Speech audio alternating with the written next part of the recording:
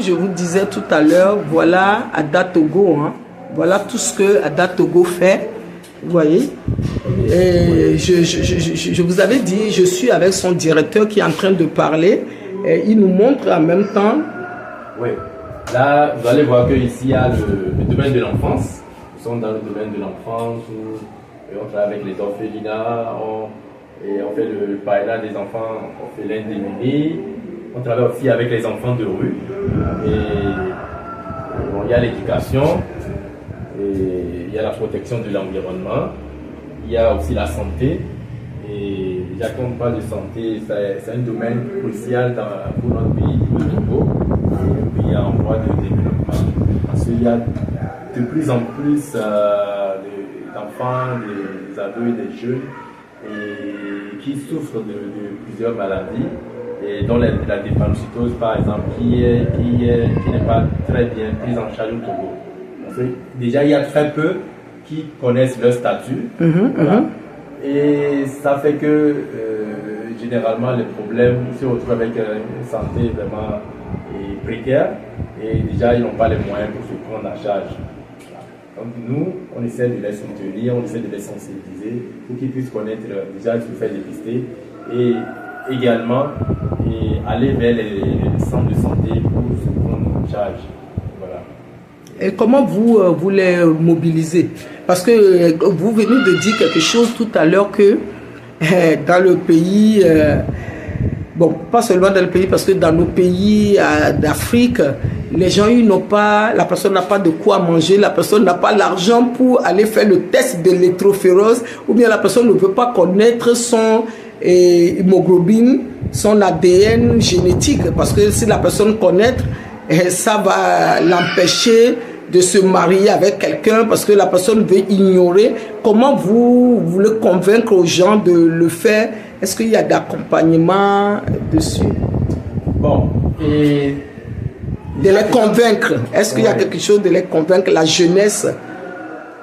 Déjà, étant donné que nous travaillons avec les adolescents et les jeunes dans plusieurs domaines, donc déjà ils ont notre confiance et on essaie de les amener déjà on essaie de les amener à comprendre certaines choses. Parce que déjà la bonne santé, la santé n'a pas de prix. Mais là, on dit prévenir vaut mieux que guérir. Bien sûr qu'il n'y a pas les moyens, mais quand même on essaie de pousser les gens pour qu'ils puissent se faire dépister. Et nous aussi de notre côté, on essaie de chercher des moyens, mais des fonds pour pouvoir les accompagner. C'est très important. Actuellement, il y a des couples qui se sont formés et qui donnent des enfants drépanocytaires et qui coûtent vraiment au budget de la famille. Et parfois c'est les décès, et parfois c'est la famille il est touchée déjà financièrement, et mentalement, émotionnellement, tout ça là. Et c'est élargi jusqu'à la grande famille, parce qu'en Afrique nous vivons en communauté.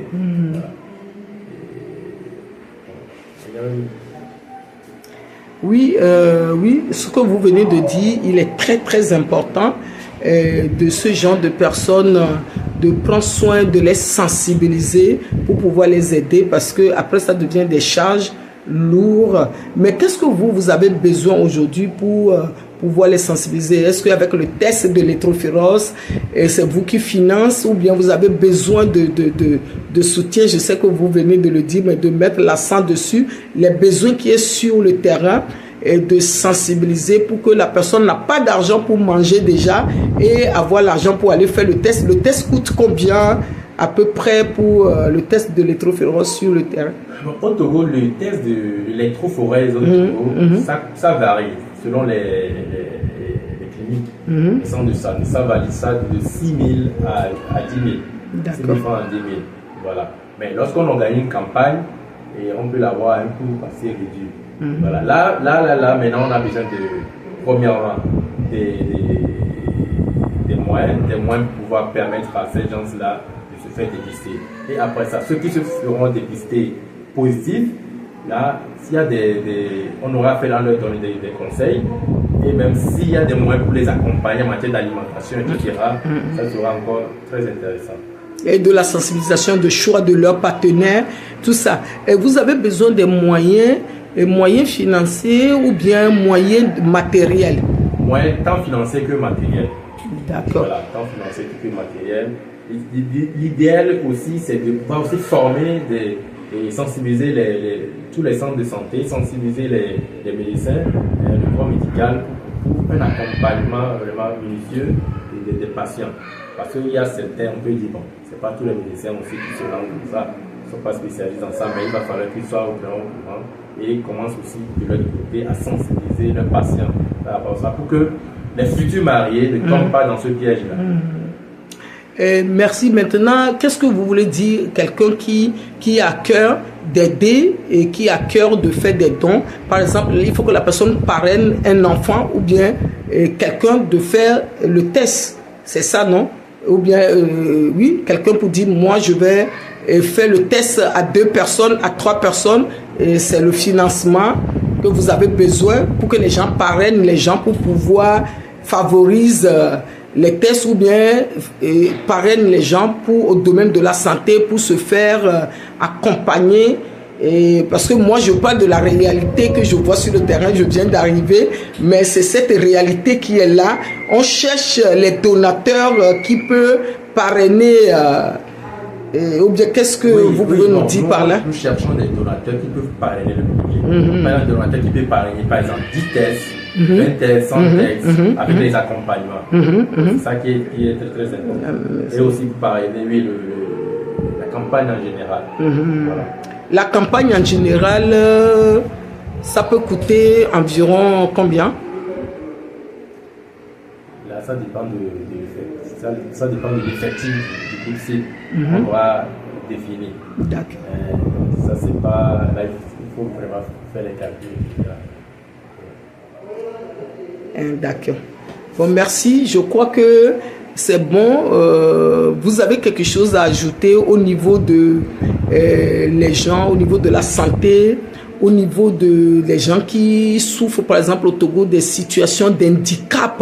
Comment ces gens, la famille, là, sont considérés des situations d'handicap en Afrique? Oui, parce que quand on parle de la drépanocytose, on parle de l'handicap invisible, des fois qu'on ne voit pas, mais des fois ça peut être visible. Mais comment ces gens sont considérés? Et c'est ça qui est le plus important.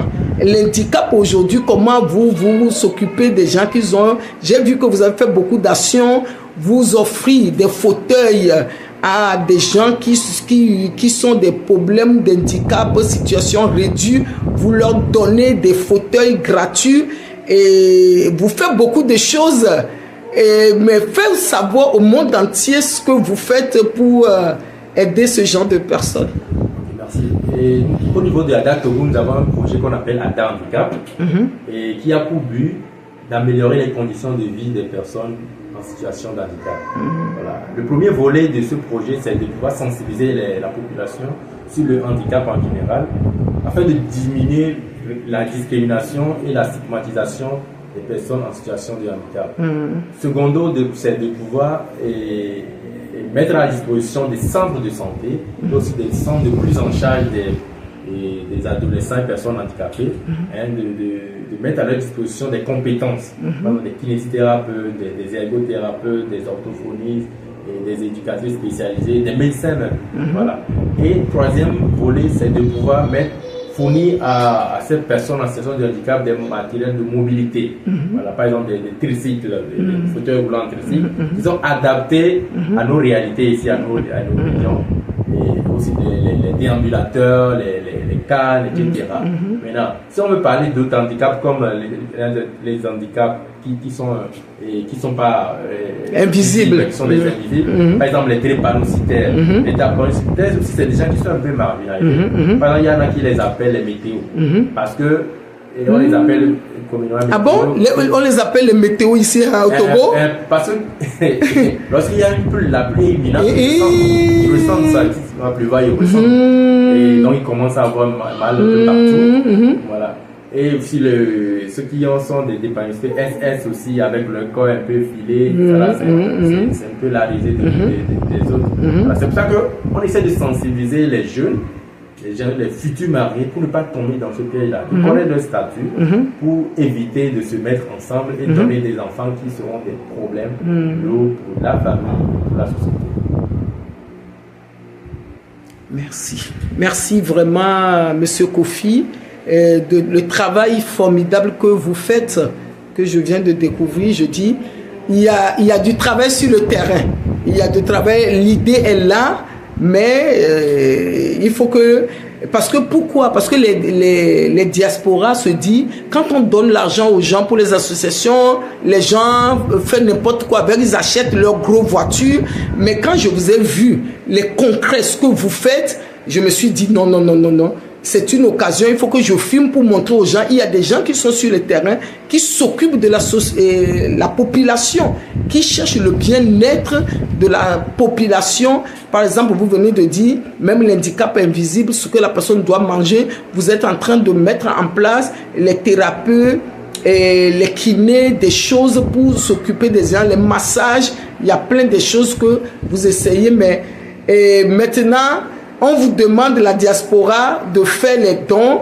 Et même si on arrive à s'occuper de même 5 personnes pour dire allez faire le test, c'est énorme. C'est déjà énorme. Et voilà, est-ce que vous avez mot de fin? Et le mot de fin à l'endroit de la diaspora. Juste dire à la diaspora que, quelles que soient les situations, quel que soit ce qui se passe, il faut que chacun essaie de faire sa part, comme le collègue. Voilà. Tu fais ta part et la nature va faire le reste. Amen. Je suis d'accord avec vous parce que on est là, on peut dire le gouvernement ne fait rien et on veut aller retourner en Afrique, mais les choses ne changent pas. Mais personne ne viendra le changer à notre place si nous-mêmes on ne veut pas mettre la part de nos mains dedans, nos 1 euro dedans. Si nous-mêmes on ne veut rien faire, on veut que les choses se changent. Et je crois que c'est pas possible. Et vous êtes besoin qu'on vous félicite. Vous êtes à féliciter. Vous êtes sur le terrain, vous faites les choses, vous nourrissez les gens, vous s'occupez des orphelins, parce que partout où vous passez, vous rencontrez des gens malades, sur la drépano ou d'autres maladies. Par exemple, les orphelins, quand vous allez là-bas, il y a des enfants qui sont drépano. Et quand vous faites l'éducation, il y a des enfants qui sont drépano. Il y a aussi ce que vous n'avez pas dit, que vous m'avez suggéré tout à l'heure, la population jeune, il y a certaines qui devient alcoolique et addict. Par exemple, quelqu'un qui souffre de la drépanocytose n'a pas d'argent pour acheter le médicament. La personne a préféré de boire de l'alcool pour soulager sa douleur. Et vous êtes fait face aux jeunes et qui ne travaillent pas, que vous êtes en train aussi de mettre en place, vous m'avez dit, des centres pour pouvoir former. Ce n'est pas pouvoir donner l'argent, mais on dit apprends-moi à pêcher que de me donner du poisson. Vous m'avez parlé de toutes ces choses-là que vous faites pour la jeunesse, vraiment. Est-ce que avec votre mot de fin, vous voulez mettre des points dessus? Oui. Le Togolais en général, la jeunesse togolaise, bien que c'est une jeunesse qui ne tient pas vraiment debout pour l'instant, mais quand même, il y a l'espoir. Il y a l'espoir. C'est une jeunesse que, une fois accompagnée, ils vont faire quelque chose de potable. Voilà. C'est une jeunesse qui a besoin de la confiance, qui a besoin du soutien. Oui, le soutien pas forcément financier, mais soutien moral. Et c'est très important, cette jeunesse-là. Nous, au niveau de la date Togo, on essaie de faire notre côté, de faire notre part. Il y a beaucoup de problèmes. Il y a les jeunes n'arrivent pas, beaucoup de jeunes n'arrivent pas vraiment à se contenir, n'arrivent pas à mettre l'accent sur certaines choses, ils n'arrivent pas à concevoir vraiment une vie meilleure. Et beaucoup sont un peu découragés. Ils ont besoin de soutien, ils ont besoin des références, ils ont besoin des modèles. Donc quand on est modèle, en tant que diaspora, souvent les gens de la diaspora, c'est un modèle pour les jeunes. Donc, il ne faut pas oublier cette jeunesse-là, il faut les encourager. Et même si fiancer une jeune, et la jeunesse togolaise, il faut venir sur le terrain pour voir ce qui se passe réellement. Et vous serez convaincus du travail. Merci. Merci, Monsieur Kofi. Avec plaisir. Le plaisir est pour moi de vous rencontrer quelqu'un comme vous, qui est sur le terrain, qui est, comment on dit en togolais, Amekele Zouanou. Amekele Zouanou. Et ça veut dire quelqu'un qui est auprès du feu, qui sent la chaleur du feu. Nous, on peut être de loin pour dire, mais vous faites comme ça, comme on dit aussi dans le domaine de football, quand les spectateurs crient, pourquoi il n'a pas joué comme ça? Mais toi-même, viens sur le terrain pour à mettre but, à marquer but. Vraiment, on a mélangé un peu avec l'accent togolais un peu. Voilà. Merci à vous et je crois qu'on a encore d'autres choses à faire ensemble pour notre collaboration avec l'association Abel Joe Drépanoz internationale sur tout ce qui est sur la drépanocytose. Et je dis, parlons de la santé des Africains et parlons aussi de la santé des femmes africaines et du bien-être, et parlons de la drépanocytose et parlons des addictions, parce que tout ça, les morales comptent. Pourquoi il y a des addictions? Les causes, la famille, l'abandon, et sans argent, il y a beaucoup de choses qui vont avec, comme il vient vous le dire. Et prochaine fois, on va vous inviter pour une conférence vraiment pour la sensibilisation. Et on a besoin de vous, on a besoin de vos soutiens, quel que soit votre soutien, contactez-nous. Et voilà, et contactez-nous, vous pouvez écrire en bas, ou bien vous pouvez contacter Association Ada Togo. Et oui, c'est ça. Okay. Okay. Merci à tout le monde, que Dieu nous bénisse, à bientôt. Et missionnaire Coach Maggie. Moi-même. Mais votre